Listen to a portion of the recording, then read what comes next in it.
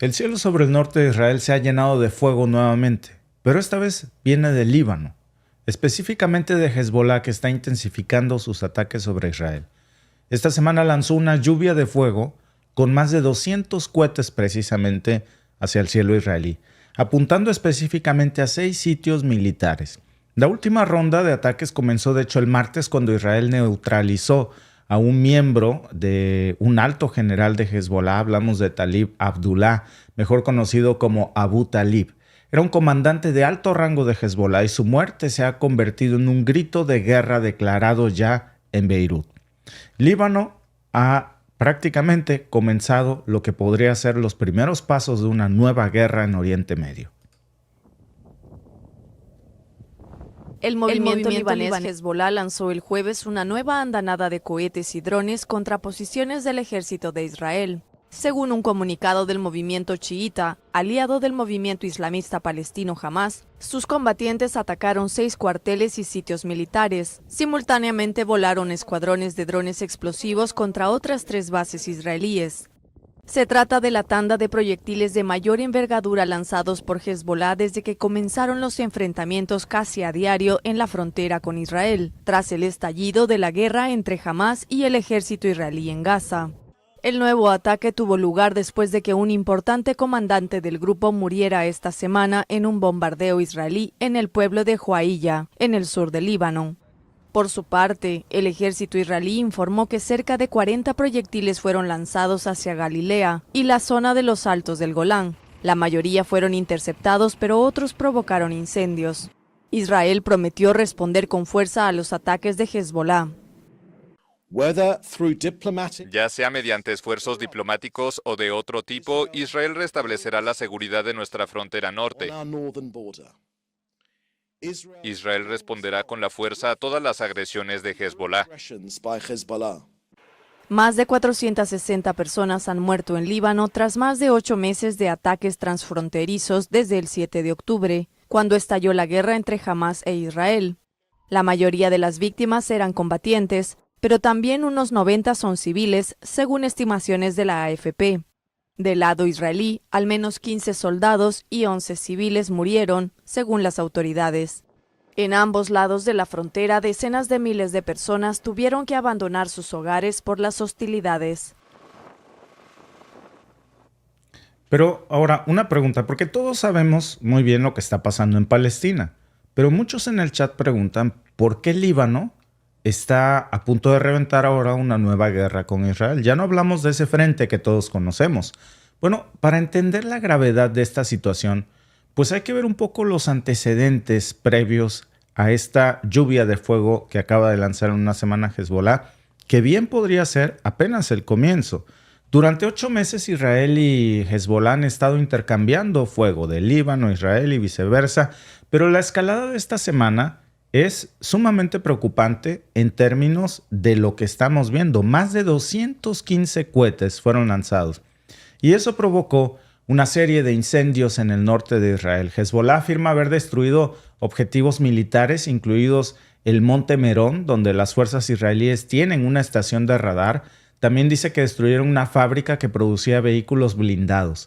Este aumento de la violencia, por supuesto que está escalando los temores de que se inicie una guerra mucho más amplia en la región. Ahora, Líbano y Hezbollah, bajo la dirección de Irán seguramente, pues están llevando la responsabilidad por el deterioro de la situación de seguridad en el norte, pero también es una respuesta frente a lo que muchos dicen es una escalada de Israel. Y en estas dos posturas está la tensión de una guerra a punto de comenzar. Una más. Desde que empezó esta guerra, la de Gaza, Hezbollah ha mantenido una presión muy fuerte sobre Israel en la frontera norte. Lo mismo que Hamas, Hezbollah pues también tiene el respaldo de Irán, pero en comparación con Hamas, y esto es muy importante, Hezbollah es una fuerza mucho más poderosa. Ha participado en muchos conflictos regionales, los combatientes del grupo tienen una amplia experiencia en la guerra urbana y además están muy bien equipados. Hezbollah no es Hamas. Hezbollah posee alrededor de 200,000 ojivas, 140,000 proyectiles de mortero y numerosos drones y municiones guiadas con precisión.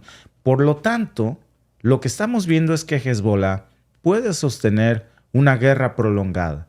La ONU está, claro, muy preocupada por este escenario. La situación, como dije, a ambos lados de la línea azul debe de calmarse para que las cosas no se salgan de control. Estamos viendo cómo deberían de tener moderación las partes, pero no es así. El fin de la guerra en Gaza va a prometer la reducción de las tensiones, pero una solución diplomática realmente está muy lejos de suceder. Y mientras un alto al fuego elude a Gaza, el riesgo de una guerra mucho más amplia en Medio Oriente está a punto de reventar.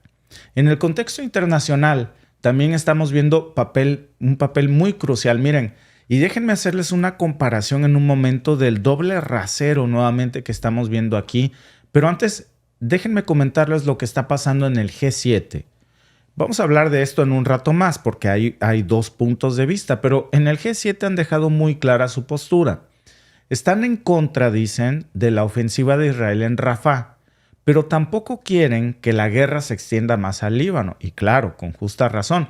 Pero parece que ni Israel ni los actores regionales en Líbano y en Medio Oriente están prestando mucha atención a lo que opina el G7. Por ejemplo, ayer Hezbollah lanzó un ataque masivo, repito, disparando más de 200 cohetes al norte de Israel, y esa nada más es la punta del iceberg, porque Hezbollah dice que atacaron una serie de bases e instalaciones militares israelíes. Israel, por supuesto, pues dice que va a responder de forma implacable, y hay que creerle. Cuando Israel dice que va a haber una respuesta implacable, es que va a haber una respuesta implacable. Y esto no promete a que pueda haber una mediación en el conflicto, promete a que puede ser el inicio de una guerra a gran escala. Y mientras esto sucede, pues Israel, con su poderosa maquinaria militar, pues ya lanzó esta advertencia y hay que prepararse para lo peor en esta zona. Ahora, hablemos de Hezbollah, porque también no es que vaya a comenzar otra guerra como la de Hamás. Esta es muy distinta. Hezbollah, repito, es una fuerza muy bien organizada, altamente armada, si lo comparamos con Hamás. Fue fundado en el 82, en 1982, precisamente durante la Guerra Civil Libanesa. Hezbollah desde entonces ha evolucionado muchísimo. Antes era un grupo muy pequeño de guerrilleros en una entidad pues muy pequeña en el Líbano, pero ahora se estima que esta organización tiene alrededor de 25,000 combatientes activos más 20,000 reservistas. Esto, que ya de por sí pues es impresionante, no es todo. Tienen un arsenal muy importante, repito, de entre 130,000 a 150,000 tipos entre cohetes y misiles, muchos de los cuales pueden alcanzar cualquier punto de Israel. Y aunque Israel tiene un domo de hierro, si hablamos de saturación, pues sabemos lo que pasa, porque ya vimos cómo se saturó el domo de hierro de Israel con 5,000 cohetes de Hamás. Ahora imagínense con 150,000. Entonces, pues lo que hay que preguntarse es cómo se compara esto con Hamás. Porque Hamás, aunque también tenía una fuerza letal en ese momento, era demasiado limitada si lo comparamos con Hezbollah, que tiene, repito, una cantidad muy superior de combatientes. Pero este apenas es el principio. ¿Por qué debe Israel ser tan cauto con Hezbollah? Y lo sabe el G7, y por eso está advirtiendo que no cruce esa línea roja. Primero, por la experiencia que tienen en combate. Hezbollah ha adquirido muchísima experiencia valiosa en otros conflictos, no nada más con Israel. Han estado en Siria, han estado en Irak, y eso les da, por supuesto, un nivel de preparación militar, táctica, que es diferente.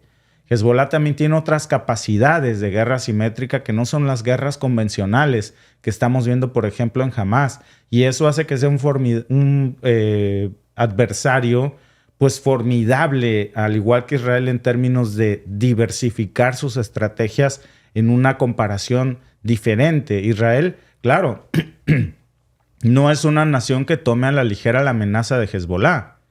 Israel tiene uno de los ejércitos más poderosos y avanzados del mundo, tecnológicamente hablando. Le han invertido muchísimo dinero a sus sistemas de defensa que pueden interceptar cohetes entrantes, pero no una cantidad tan abrumadora como la que tiene Hezbollah. Ya hay un conflicto previo que nos demuestra que esto no es posible. Miren, si recuerdan ustedes, en el 2006, Hezbollah disparó 4,000 cohetes en 34 días. Bueno, pues hoy no son 34,000 los que tienen. Hoy su capacidad se multiplican 10 veces más que eso. Entonces, ¿qué podemos esperar en los próximos días y sobre todo en las próximas semanas? Porque esto va a depender en gran medida no nada más del G7 y de los aliados de Israel, sino de la respuesta que tome Israel y la mediación que se haga con el Líbano. Fíjense que también es muy importante comentarle porque esto tiene varias aristas. Esta semana precisamente, ahora pasándonos al lado de Gaza, lo que vimos fue un incremento de los ataques de Israel a palestinos en Cisjordania ocupada. Varias ONGs salieron a acusar al ejército israelí, la propia ONU, de apoyar activamente la violencia de algunos colonos judíos para despojar de sus tierras ilegalmente a más palestinos, mientras que pues barren con el territorio de Palestina, donde antes había habitantes, pues ahora habrá israelíes. Los ataques de colonos israelíes contra palestinos en Cisjordania ocupada se han duplicado desde el inicio de la guerra en la Franja de Gaza. La Oficina de la ONU para la Coordinación de Asuntos Humanitarios contabilizó 1.096 ataques en territorio ocupado entre el 7 de octubre y el 31 de marzo. Un promedio de 6 ataques diarios, contra 3 por día antes del 7 de octubre. A la luz de este incremento de las agresiones, varias ONGs acusan al ejército israelí de apoyar activamente la violencia. Cada ataque deja testimonios similares. Colonos armados, a veces vestidos con los mismos pantalones caquis que los soldados, agreden a civiles palestinos, queman casas y coches, roban ganado y en ocasiones bajo la mirada de soldados pasivos. Desde el inicio de la guerra entre Israel y el grupo islamista Hamas, 537 personas han muerto a manos de soldados o colonos israelíes en Cisjordania, mientras que Israel da cuenta de 14 muertos en atentados palestinos. Sin contar a los que viven en Jerusalén Este, hay más de 490,000 colonos en Cisjordania ocupada, en asentamientos que la ONU califica de ilegales según el derecho internacional. Conviven con 3 millones de palestinos en un proceso de colonización llevado a cabo bajo todos los gobiernos desde que Israel conquistó Cisjordania en 1967. La organización Human Rights Watch acusa a Israel de ser el responsable del aumento de la violencia de los colonos. Mientras que la ONG israelí antiocupación, Breaking the Silence, Rompiendo el Silencio, formada por soldados retirados, ha advertido de una radicalización de colonos, empoderados por la llegada al gobierno de figuras de la extrema derecha israelí. El alto comisionado de las Naciones Unidas para los Derechos Humanos pidió a las fuerzas israelíes cesar inmediatamente su participación activa y su apoyo a los ataques llevados a cabo por colonos. El ejército de Israel asegura examinar todas las denuncias sobre el comportamiento de soldados. Pero según las ONGs, los colonos y los militares violentos rara vez son condenados, y la Fiscalía y la mayor parte del aparato gubernamental están diseñados para protegerlos. Miren, vamos a hablar de propaganda y de la doble retórica, del doble rasero de lo que está haciendo el G7 en estos momentos. Desde la guerra de 1967, pues Israel ocupó militarmente Cisjordania. No debían. Cuando hablamos de colonos israelíes, para que nos entendamos mejor, en México les decimos paracaidistas. Es decir, gente que ve un lugar que tiene dueño, pero dice, pues es mío, se meten a la mala y sácalos de ahí. Sobre todo si tienen uno de los ejércitos más poderosos del mundo que los respaldan. A ver, sácalos. Bueno, pues eso pasó primero en el 67. Gaza y Jerusalén Este. La ocupación se extendió después de eso con asentamientos ilegales que según el propio derecho internacional están prohibidos. No lo digo yo, ¿eh? Ya vieron ustedes el clip que tampoco lo hice yo. Es de nuestros amigos de AFP, Prensa Asociada Francesa, que están en el lugar de los hechos cubriendo estas historias y dan cuenta de esto junto con declaraciones de la propia ONU y de ONGs. Pero aquí estamos, más de 50 años después del 67, y esta situación sigue empeorando. Imagínense que tienen una casa y que de repente alguien viene y dice, esto es mío, salte. Pues eso es lo que están viviendo muchos palestinos en estos momentos, desde el 67 hasta la fecha. Llegan, como lo vieron ustedes en las imágenes, colonos israelíes, o sea, paracaidistas del lado israelí, les gusta tu casa, salte que ahora es mía. Oye, pero yo tengo salte. Oye, las escrituras, todo, salte. Y afuera están los soldados israelíes y no hacen nada. Los matan, los queman, los desalojan. Se estima que más de 600,000 colonos israelíes viven en alrededor de 140 asentamientos irregulares en Cisjordania y Jerusalén Este. O sea, en tierra que le robaron, en casas robadas en donde antes había otras personas. Estos asentamientos son ilegales bajo el derecho internacional, pero siguen expandiéndose. ¿Por qué? Porque el gobierno israelí, pero sobre todo gobiernos como el de Netanyahu, pues le han brindado incentivos fiscales, subsidios y protección a estos paracaidistas para que despojen a los habitantes que están ahí, a las personas que son dueñas de esas casas, porque consideran que eso es suyo por derecho divino, exterminio étnico, lo que ustedes quieran decir. Si hablamos de números, originalmente cuando se estableció el Estado de Israel en 1948, tenía una extensión territorial de menos de 20,000 kilómetros cuadrados. Bueno, ahora, incluyendo estas tierras robadas en Cisjordania, bueno, pero no estamos hablando antes del 67, que eran menos de 14,000 kilómetros. Después eran como, de la guerra del 67 eran como 20,700 kilómetros cuadrados. Ahora ya incluyendo todas estas tierras robadas de Cisjordania, de los Altos de Golán, de toda esta zona, el territorio efectivo del que se ha hecho Israel, pues ya aumentó. Digo, no hay cifras exactas porque sigue creciendo por esta ocupación irregular, por este robo de paracaidistas, pero se estima en distintas ONGs y la propia ONU estima que son más de 5,640 kilómetros robados de tierra, de casas de palestinos, de propiedades, mientras que los Altos del Golán serían otros 1,200 kilómetros cuadrados de tierras robadas, propiedades. ¿Qué significa esto en términos de control territorial? Bueno, pues que Israel ha aumentado de manera considerable desde su fundación su terreno. Ahora se estima que hay más de 25,000 kilómetros cuadrados en propiedad de Israel. Robo de tierras, paracaidistas. Aquí es donde entra la cuestión de la injusticia y del doble rasero. La violencia de los colonos israelíes no pasa porque sí. Hay muchos informes, como ustedes vieron, ONGs, la propia ONU, que dice que el ejército israelí no solo no los para, sino que a menudo los protege, les muestra el camino, mientras están sacando a los habitantes palestinos de sus casas para decir, tu casa ahora es mía, salte y llégale. Oye, pero ¿a dónde? Ese no es mi problema. Tu casa con tus cosas ya desde hoy es mío.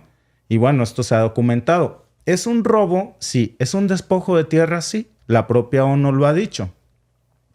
¿Cómo reacciona el G7? Se calla. Hoy están reunidos el G7. ¿Habla el G7 algo acerca del despojo de colonos en Cisjordania? No. ¿Emite sanciones el G7 por el despojo de estas tierras que según estas ONG se ha incrementado radicalmente a partir de que inició este conflicto por este robo de tierras? No. No habla de eso. Pero de lo que sí hablan precisamente es de la propuesta que hoy saca Putin para terminar con la guerra en Ucrania. Y miren lo que dicen. Cuando se trata de Israel y el robo de tierras de colonos, hay silencio. Cuando se trata de otro tipo de robo de tierras, vamos a llamarlo así para ser parejos, entonces se llama injusticia. El presidente de Rusia, Vladimir Putin, anunció el viernes sus condiciones para negociar con Ucrania. Tan pronto como Kiev diga que está dispuesto a hacerlo y empiece a retirar realmente las tropas y renuncie oficialmente a sus planes de entrar a la OTAN, ordenaremos inmediatamente, literalmente en ese mismo minuto, el alto al fuego y el inicio de las conversaciones. Estas reivindicaciones constituyen una solicitud de facto de rendición de Ucrania, cuyo objetivo es mantener su integridad territorial y su soberanía. Un consejero de la presidencia ucraniana contestó inmediatamente que las exigencias de Putin son ofensivas para el sentido común. Mientras tanto, el secretario general de la OTAN criticó que la propuesta no fue hecha de buena fe. This just demonstrates that this is not a proposal made in good faith. Esto solo demuestra que no es una propuesta hecha de buena fe, sino que es una propuesta que en realidad significa que Rusia podría lograr sus objetivos de guerra esperando que los ucranianos cedan significativamente más territorio del que Rusia ha podido ocupar hasta ahora.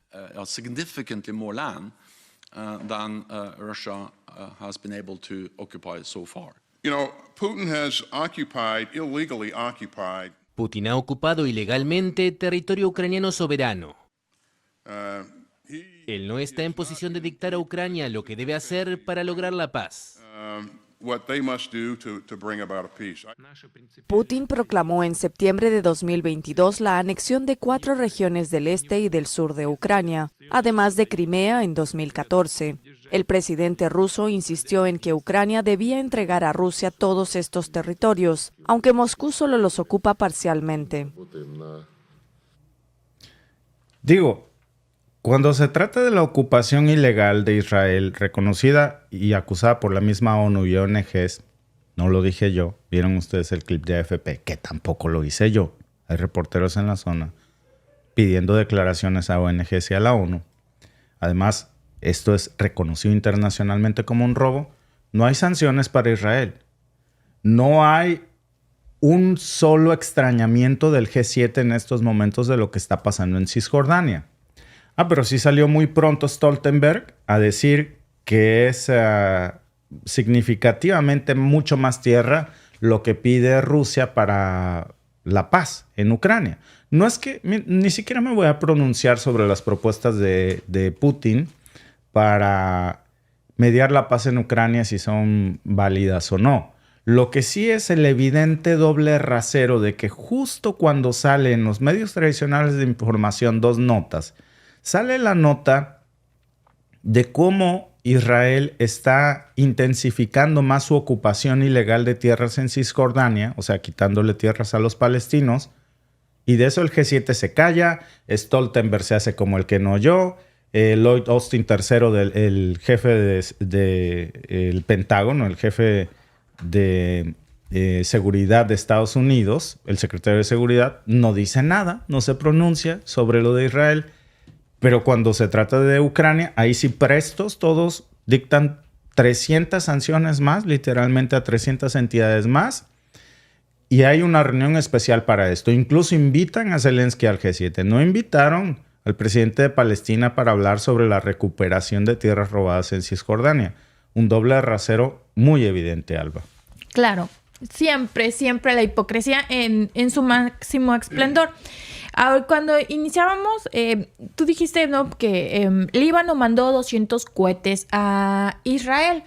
¿Cuánto cuesta desplegar el domo de hierro de Israel, que es muy, muy conocido? Bueno, en promedio se calcula que cada vez que se despliega para interceptar un cohete puede costar entre $40 y $100,000. Entonces vamos a ponerlo en promedio que cuesta $70,000 para cada cohetecito que le mandan.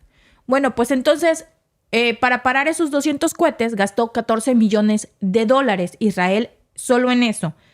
Sin contar cuánto puede costar la batería, porque no sabemos la capacidad que tiene la batería, pero supongamos que tienen la batería suficiente, porque esa eleva mucho más el coste.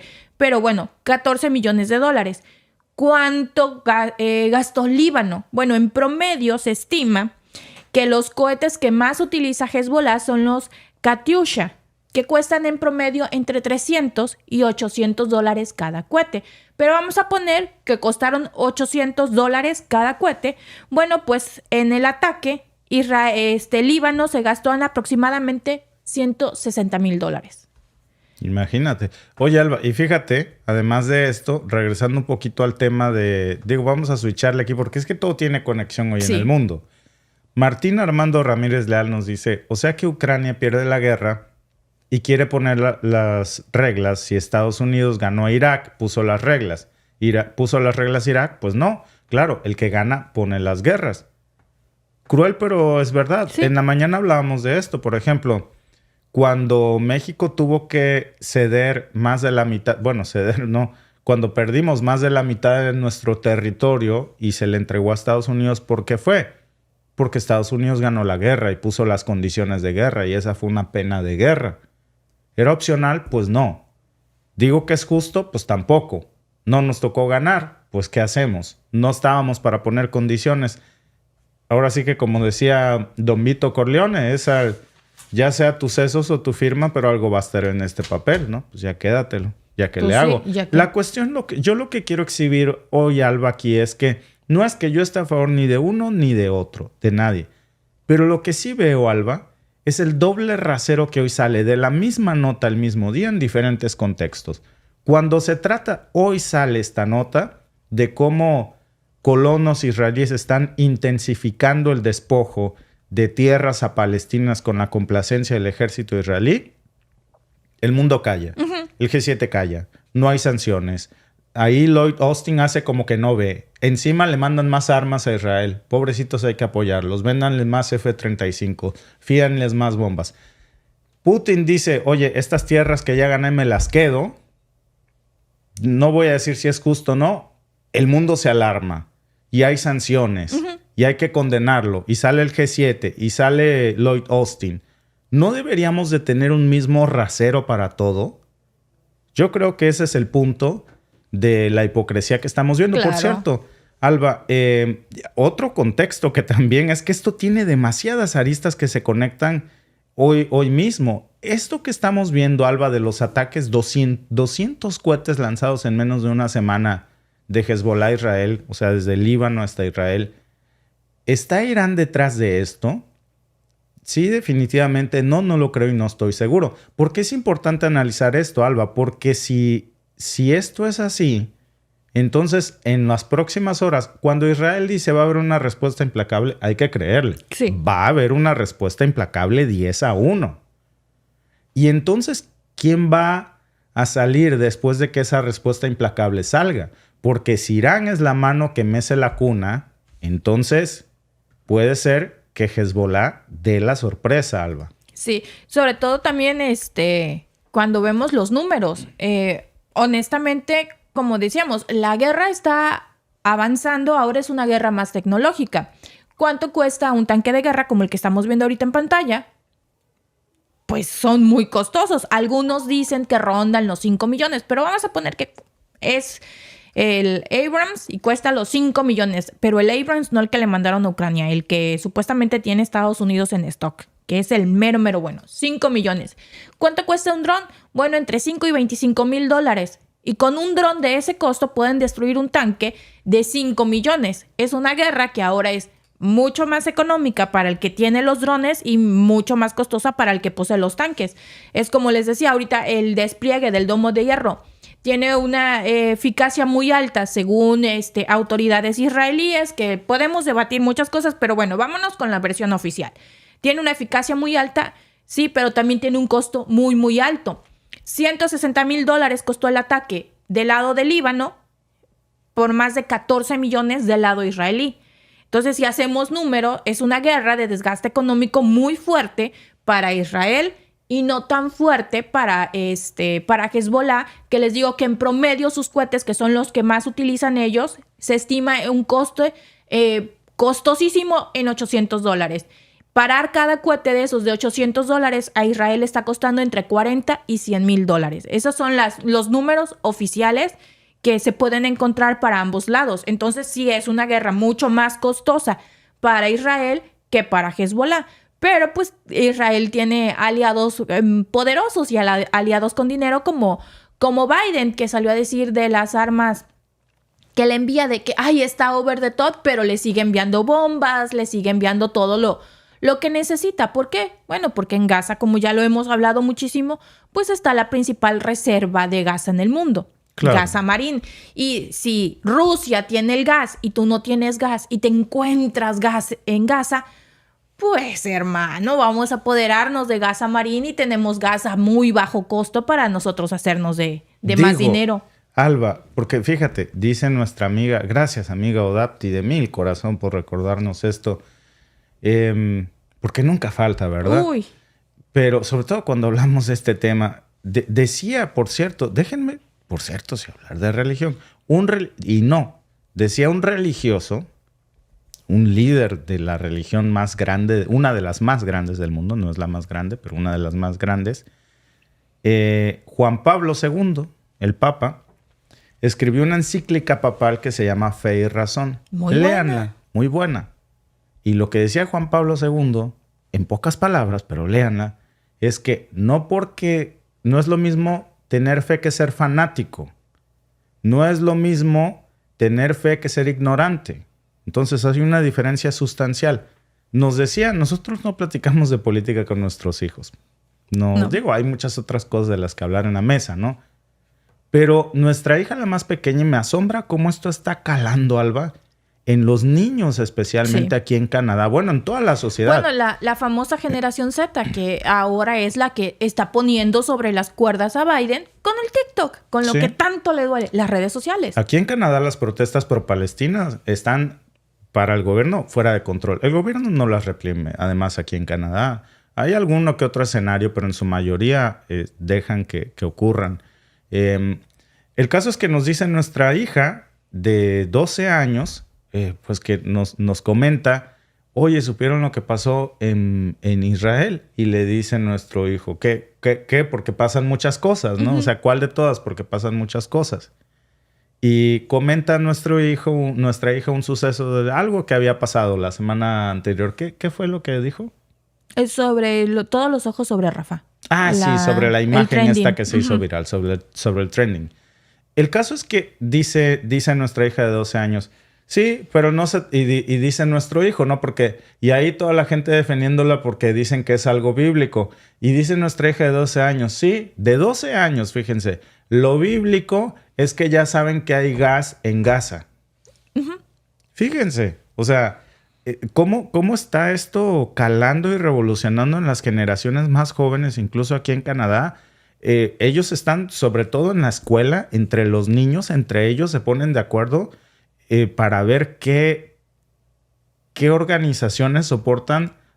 Soportan, no ayudan, apoyan. pero aquí le dicen support, ¿no? Como soportar, y ellos dicen soportan, apoyan a Israel y no lo hacen, no lo compran. No. Ayer nos decía nuestra hija, dejen de comprar en Tim Hortons porque Tim Hortons soporta a Israel, nos dice ella, ¿no? Y les decíamos, Tim Hortons no soporta a Israel. Bueno, resulta que ahora está en el ojo del huracán porque hay una controversia, porque Tim Hortons pertenece a una cadena de restaurantes entre los que está Burger King, que sí les da comidas gratis a los soldados israelíes. Y entonces está fuertísimo ahí el debate sobre esto. En fin, amigos, por cierto, ¿qué opina la gente que nos está viendo? ¿Crees que Irán está detrás de los ataques de Hezbollah a Israel? El 62% cree que sí, definitivamente. El 21% no está seguro. Y el 16% no lo cree. Pues claro. Así las cosas, Alba. Tiene muchísimas aristas este tema. Se conecta con lo de Rusia, se conecta con lo de Irán, se conecta con Líbano, se está conectando con lo de Israel. Por eso les decíamos cuando inició esto, que si un conflicto tiene la posibilidad de desatar una guerra mundial, es el de Medio Oriente. Sí. Gracias por vernos. Si te ha gustado este clip, síguenos en vivo para ver nuestro programa completo de lunes a viernes en nuestros canales de YouTube y Facebook. Suscríbete, comparte con tus amigos y déjanos tus comentarios. Te esperamos en vivo.